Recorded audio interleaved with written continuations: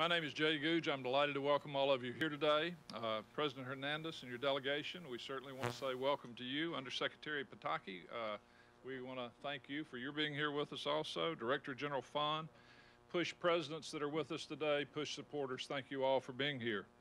I also want to offer a welcome to the live streaming from the press club that's going worldwide. So we say welcome to each of you around the world that may be watching us today.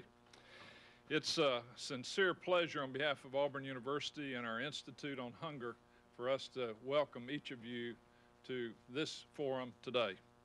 The question that is driving all of this is a very simple one. The universities have the capacity to work together from around the world and be able to move the needle in terms of world hunger. Do we have that ability? Do we have that capacity? There are over 80 universities that have signed up and become a part of the PUSH movement. They all have different cultures, different traditions, different values, different educational objectives, but we have the ability to be able to work together on a common goal. So that's what we're trying to do through this effort. As I mentioned, we had about 80 schools that have signed up for the PUSH initiative. We have 2 from Honduras, which is particularly important. We certainly appreciate that. One of the very first actions of PUSH was to do a benchmark inventory study to look at the capabilities that we have in each of the institutions. That work is underway. There's also a corollary piece of work that will try to look at each country in the world and begin to look at what are the major issues relative to hunger in each of the areas. So both of those areas are underway. I want to read to you the list of new universities that have joined PUSH since our signing in December of last year. It's Catholic University of the North out of Columbia, Central Washington University, Clemson University, Fresno State University, Gloucester College, Independence Community College, International University of Rabat in Morocco, Montana State University, Point University, the Tropical Agricultural Research and Higher Ed Center, Katy in Costa Rica, the University of Kansas, the University of Nebraska in Lincoln, and Widener University. I would now like to call on Jeffrey Lansdale, the president of Zamora University in Honduras, a member of the PUSH Steering Committee, to come forward and introduce our featured speaker.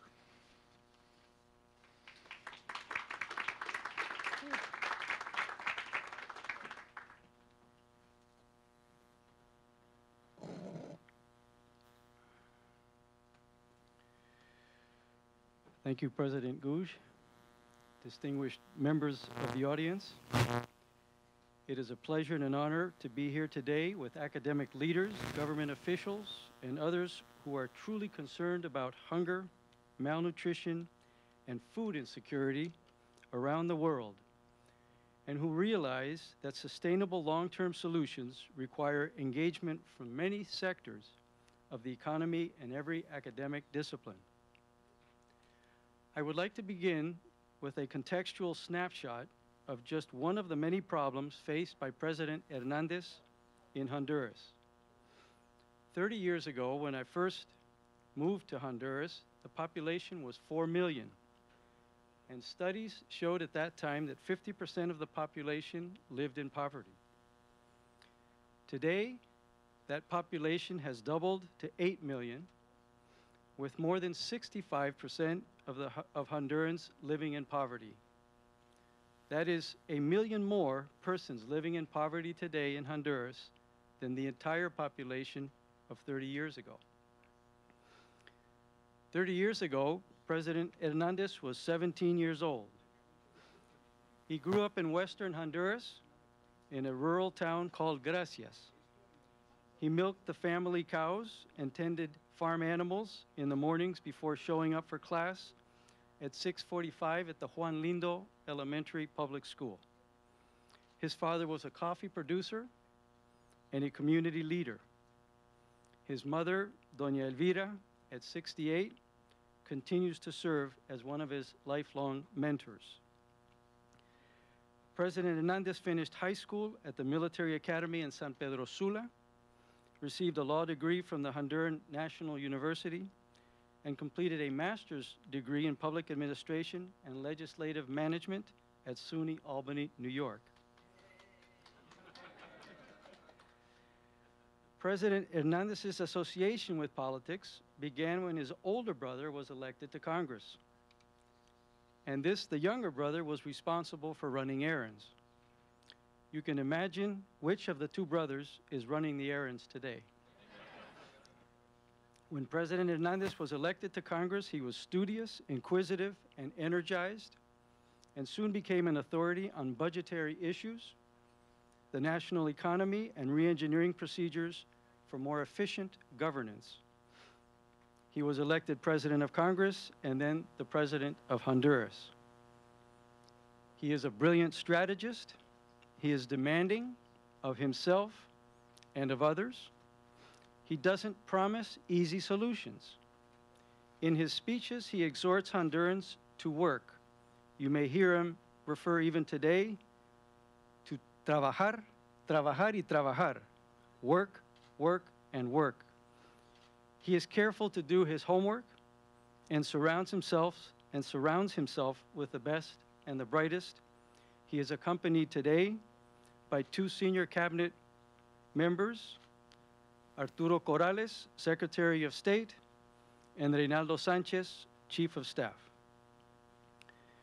President Hernandez accepted the invitation to speak at this event for a number of reasons.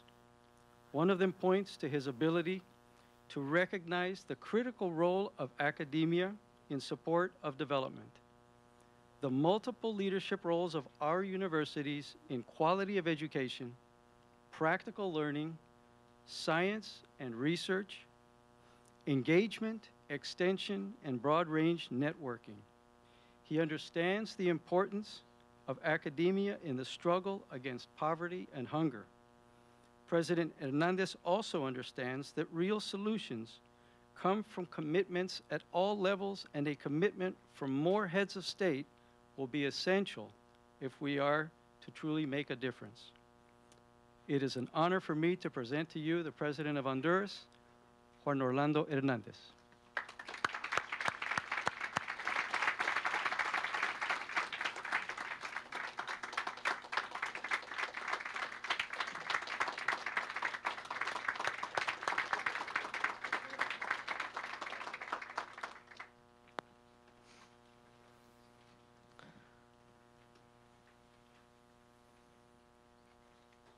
Thank you, Dr. Lanslade. Thank you very much. Thank you all. Thank you to the Presidents United to Solve Hunger. Es un verdadero privilegio. It's an enormous privilege to be with you today. Vengo de una aldea I come from a village. I'm a country boy. Eso tiene mucho que ver con lo que And maybe that explains what I'm doing now. My mother and my father are also people who were born in the rural countryside of Honduras, in 2 different villages. And through education and hard work and the opportunities for study that were offered,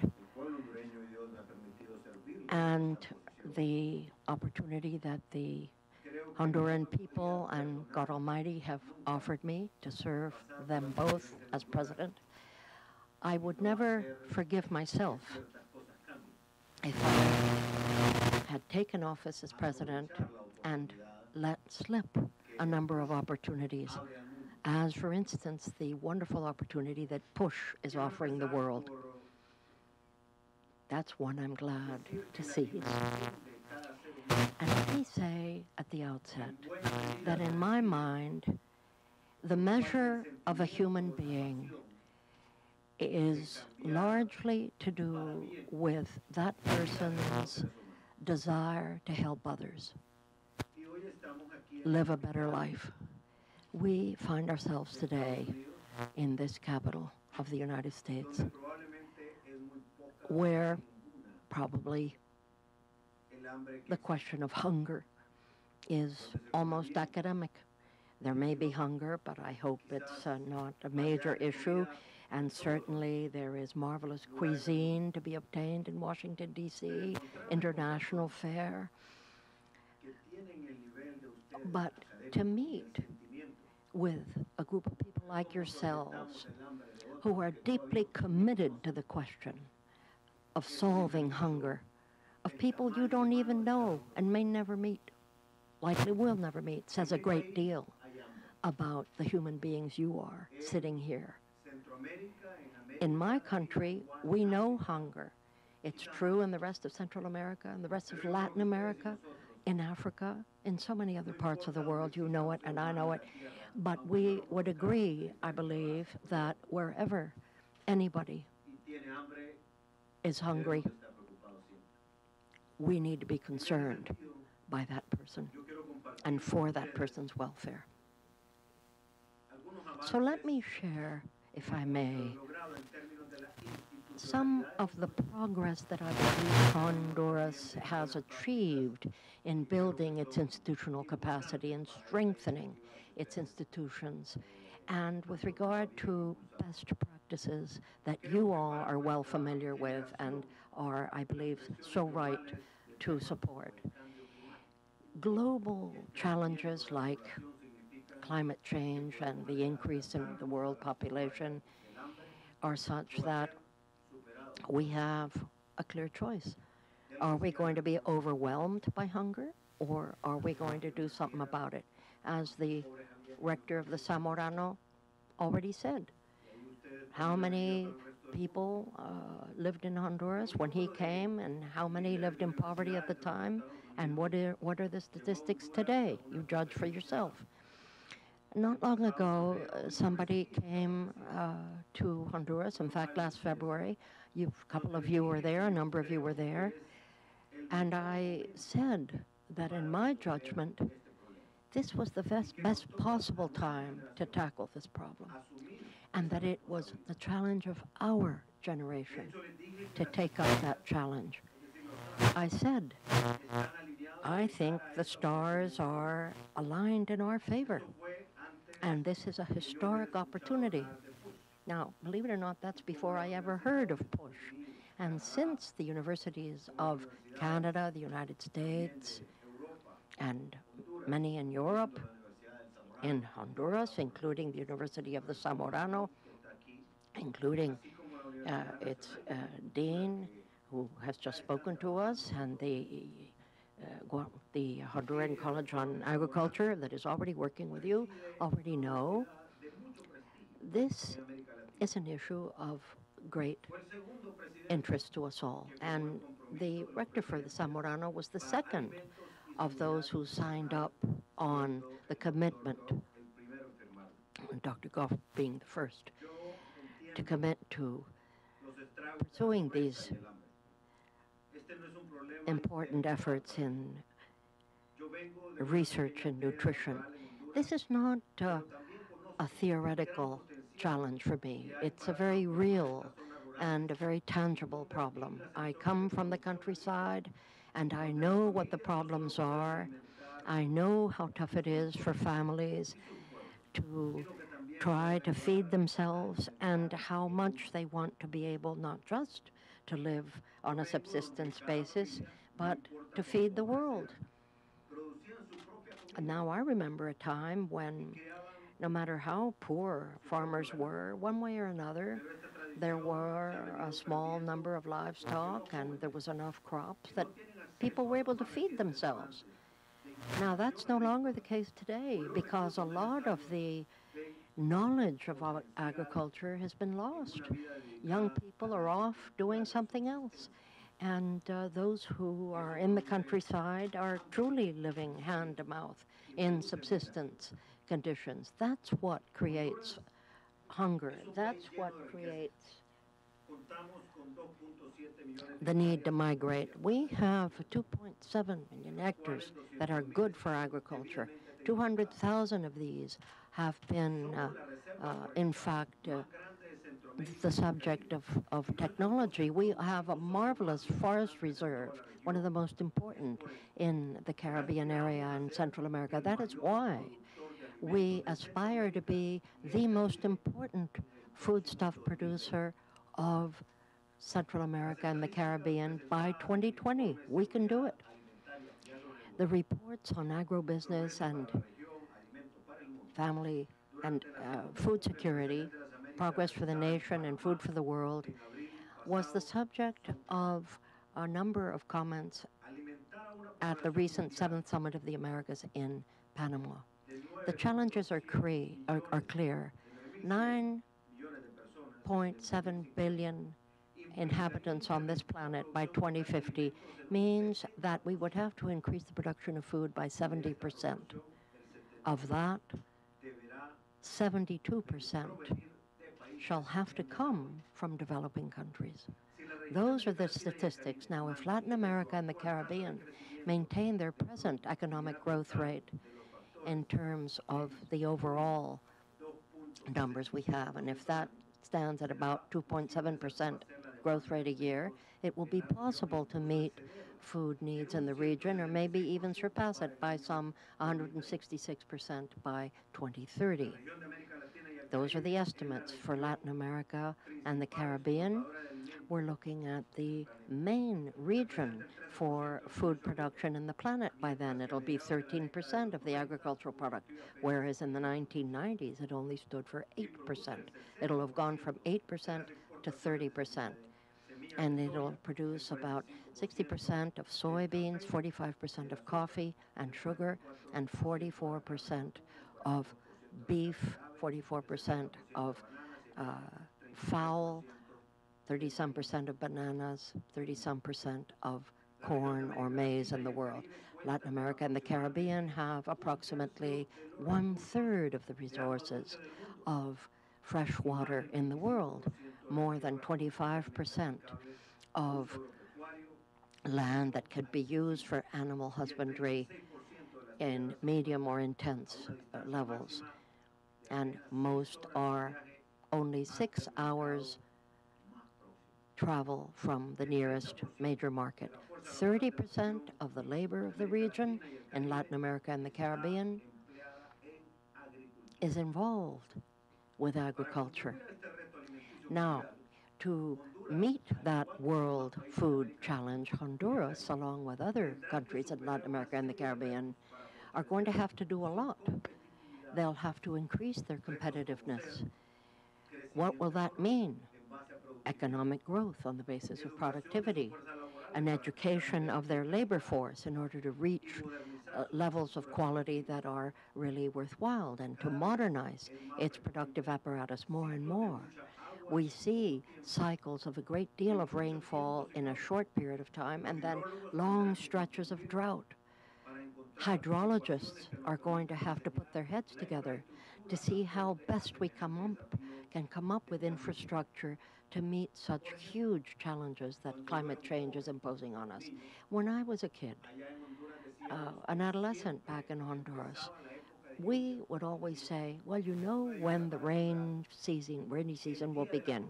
You know when you can start planting. It's the day of the Holy Cross, May 3rd. Everybody knows the date. May 3rd, the day of the Holy Cross. But guess what? That isn't the case anymore. Over the last 10, 12 years, Honduras has had successively less rainfall. However, we get a lot of rain in very intense periods, and it's a disaster when it does rain in such intense amounts. We're talking about the 5th country most affected by climate change. Yet another challenge to be picked up, of course, is transportation, logistics. We have to think smart. We're going to have to do things better. How can we better serve the major markets? How can we assure the production for food of our neighboring areas? Not long ago, I received the ambassador of Russia in my office. And he was saying how Russia imports beef from Uruguay, and he was looking to Central America and Mexico because, heck, Central America and Mexico are closer to Russia than Uruguay. He said, well, there's a lot of pork in China. China's next door. but not beef. And more citizens in China, though, eat beef. We have a good friend from China with us, so he could tell us one way or another what tastes are these days. But here's the thing. Technology has to facilitate a smarter use of farm equipment and bring down the cost of irrigation. These should be as much a priority as health and security, because after all, we're talking about food, talking about feeding people. Now, I think there's an interesting experiment that we can think of. Let's say I have a small lot of land, a little plot with a collection of rainwater. I have drop irrigation or drip irrigation and a certain use of fertilization. A little bit of fertilizer in the irrigation.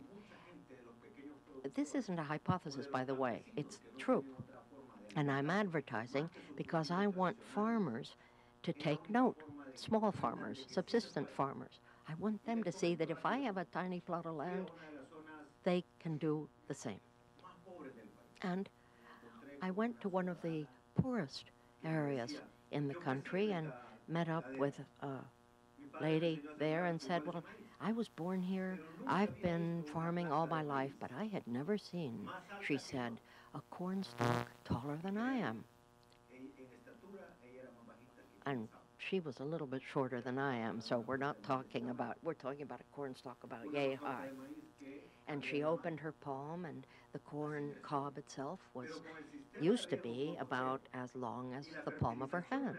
But with a little bit of drip irrigation and a little bit of fertilizer in that rainwater, the corn stalks shot up, and she was beside herself. She was so enthused. She said, and guess what? We now have crops 3 times a year. I thought you could only have one crop when you, of course, planted on May 3rd, the day of the Holy Cross. And guess what? She said, I'm using less land.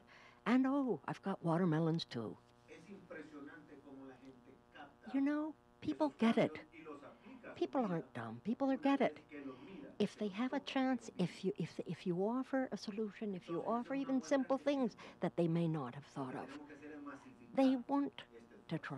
They want to move forward. And that's what we're all about. We're here to help.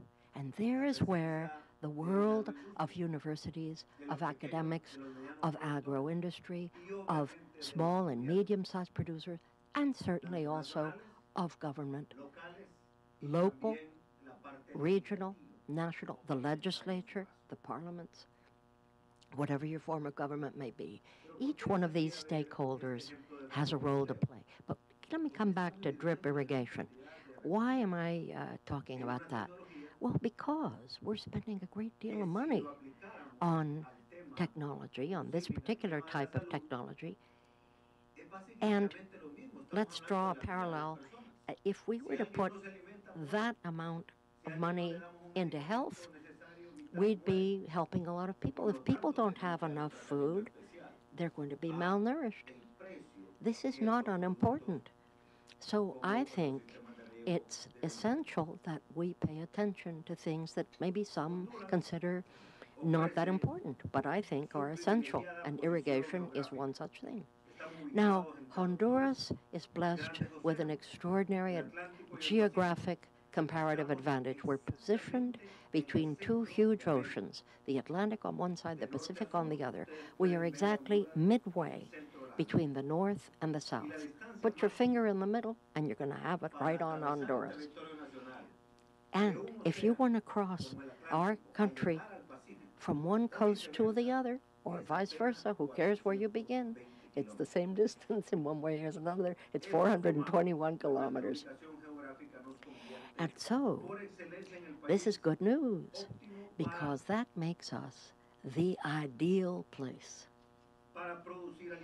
to produce food and to become a logistical hub for transportation of the same, because we are a natural bridge. We are a complement to the Panama Canal. We don't need a canal. We're that narrow. We can do it over land. We can serve as a hub for the distribution of foodstuffs as well as other things. Now, unfortunately, Honduras, like other countries in the world, are being hard hit by climate change. Yes, indeed. And as I said earlier, we are considered among the top 5 countries in the world most vulnerable to climate change. That's why we have, in fact, enacted legislation to promote security and nutritional and other in the country. When I was still President or Speaker of the Congress, we enacted the human right to balanced nutrition and set up a regulatory framework establishing food security and nutritional security for the citizens.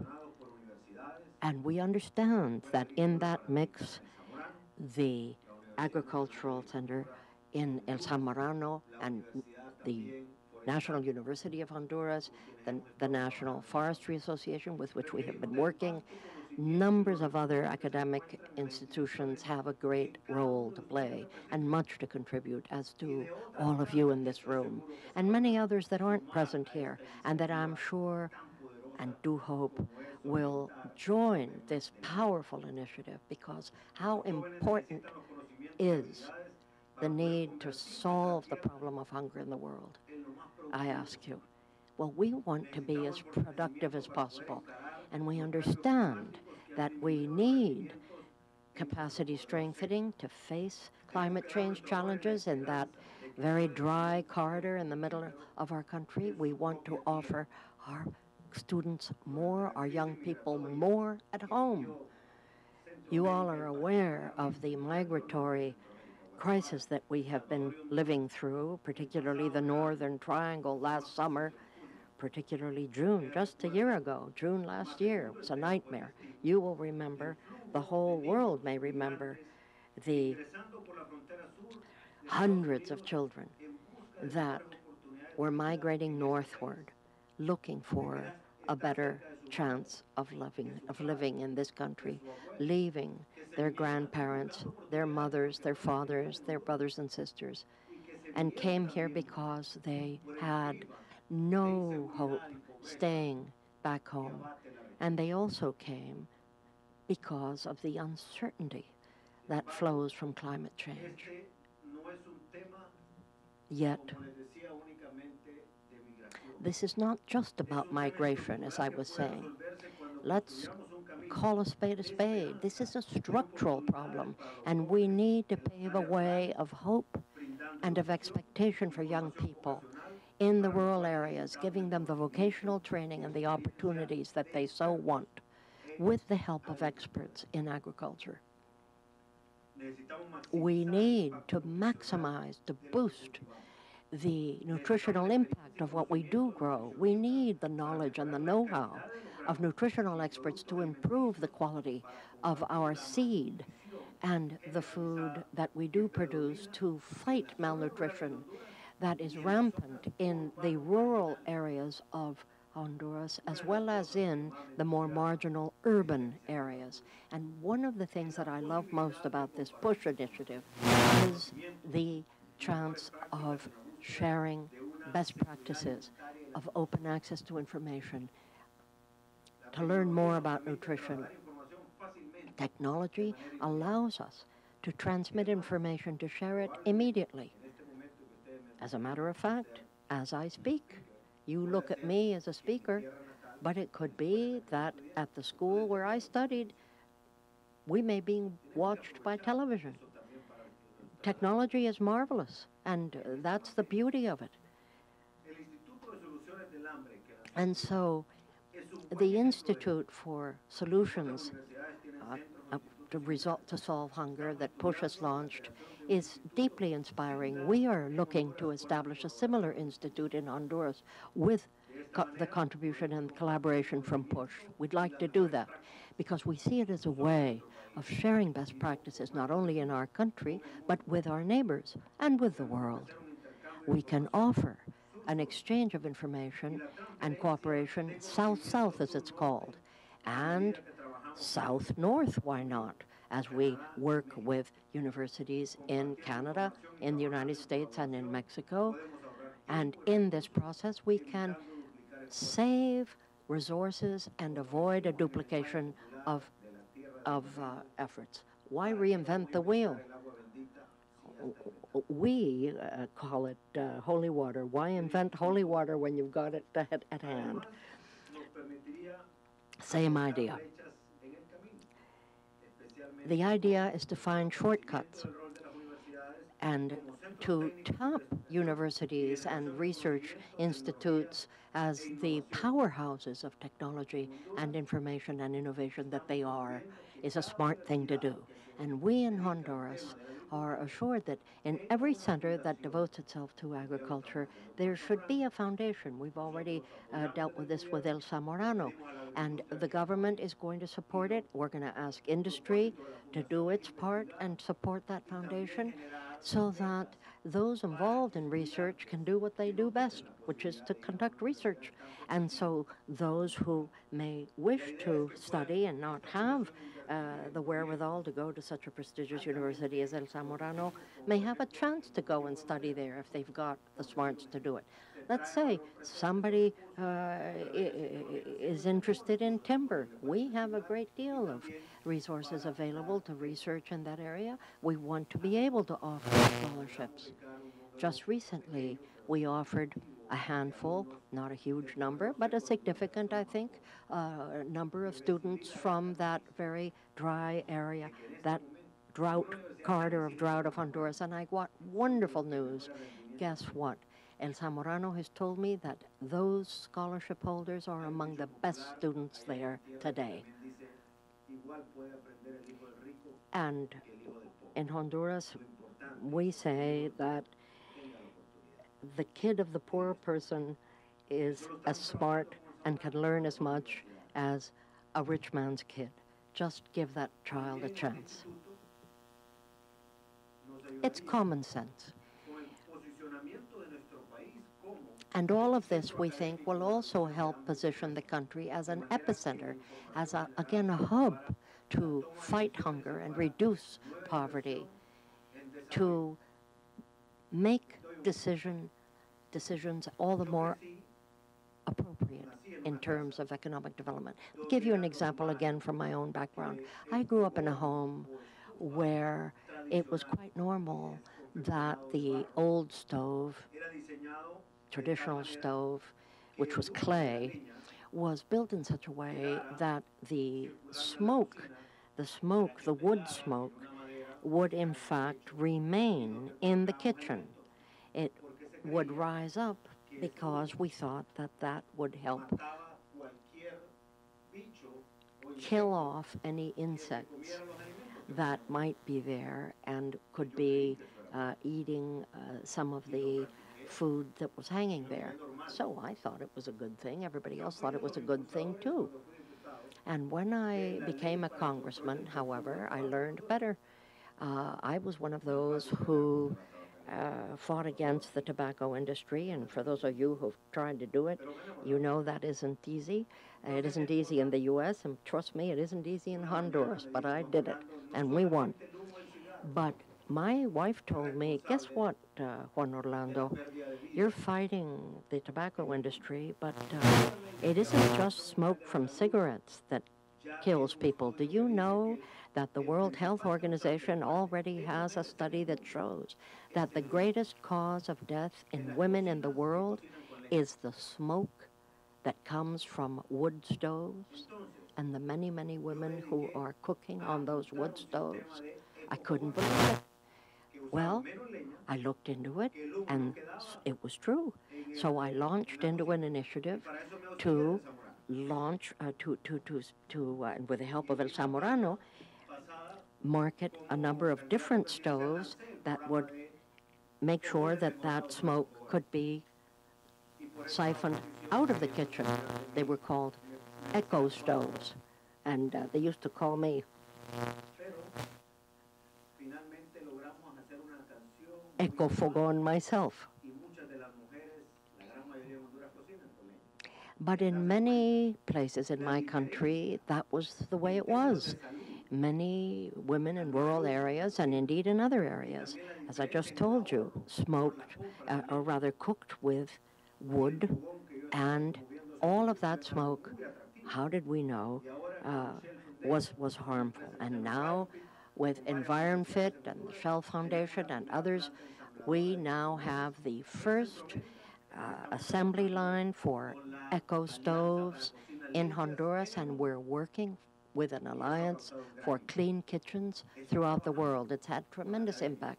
And this is something that we have achieved, again, with the University of Colorado, with some universities in Asia. And as I said earlier, initially with El Zamorano.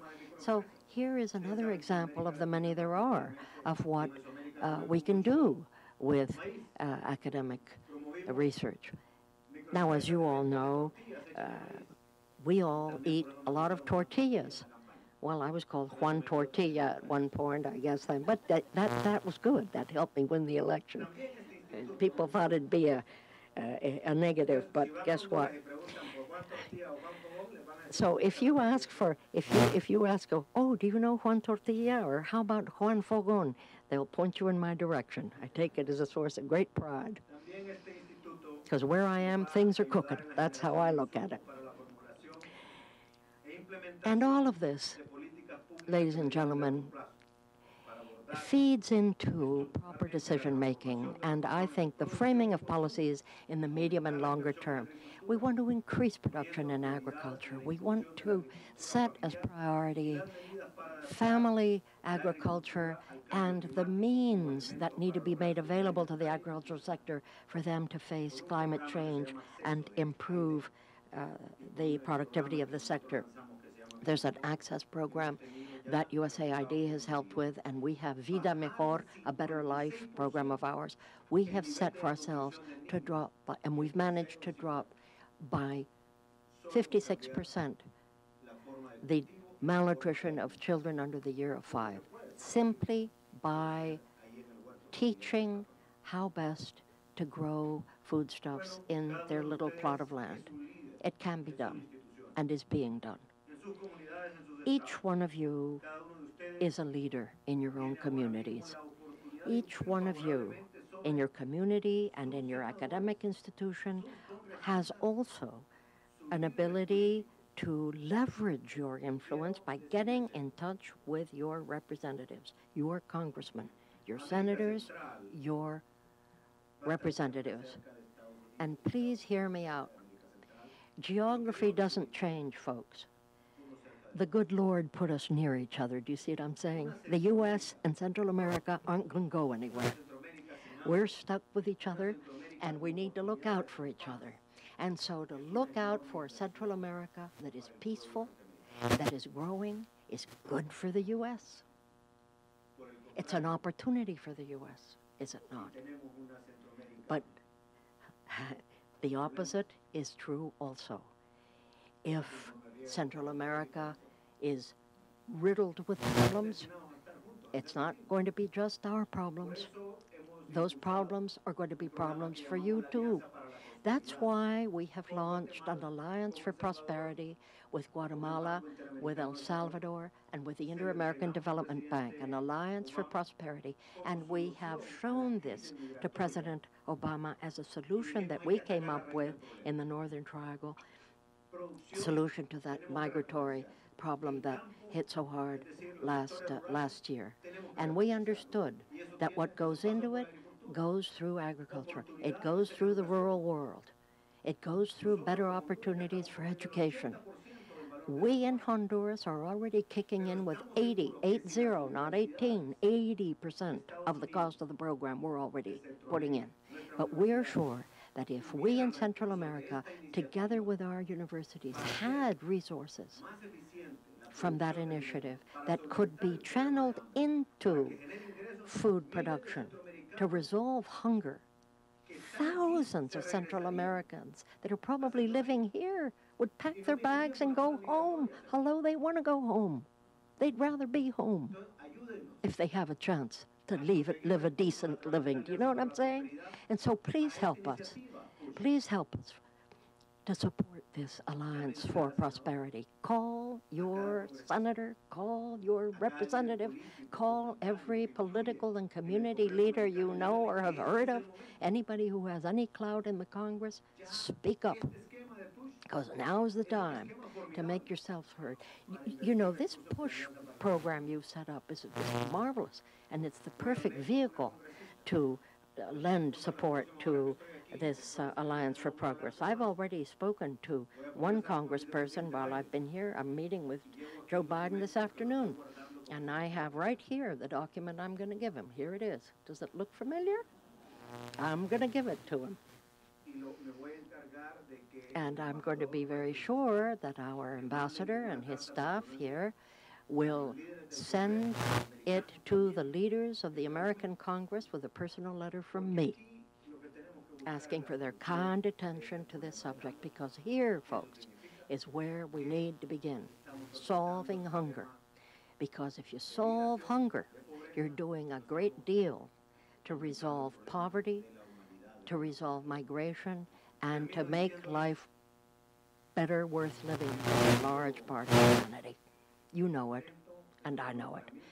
So sincerely, it is a joy to be with you, because somebody who has not suffered from hunger, who has not lived a moment of hunger, decides that he or she is going to do something about the people who do suffer hunger. That is deeply moving.